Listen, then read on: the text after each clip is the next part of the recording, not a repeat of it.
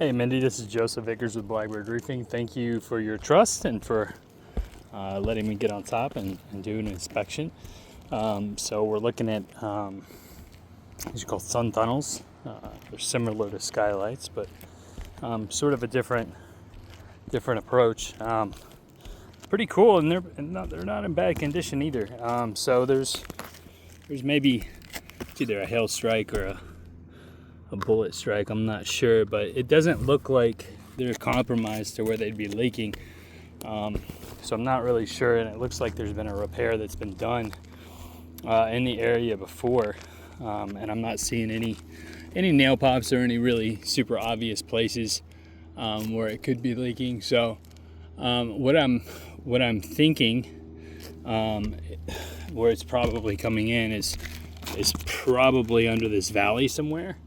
And I would just advise a temporary repair rather than fully replacing the valley. There probably is a nail somewhere in the valley that's exposed when water comes down, from both slopes. It sort of goes down that area. It's probably getting under that valley. And I can do a temporary repair with silicone. As far as the rest of your roof goes, I would say it's about 15-20 years old, something like that. There has been some hail damage on the roof. See a nice one there. It's all over the place. Looks like you guys have had some hail at some point, but it wasn't within the last year, so that's kind of beyond the time that you have to actually file a claim. I am seeing a lot of dry rot around the pipes that you have up here. So you can kind of see those are all dry rotted, and it looks like you have about 3 of those, I believe. So those need to be repaired. And then you have exposed nails on your roof vents. Those need a touch up because those will leak for sure.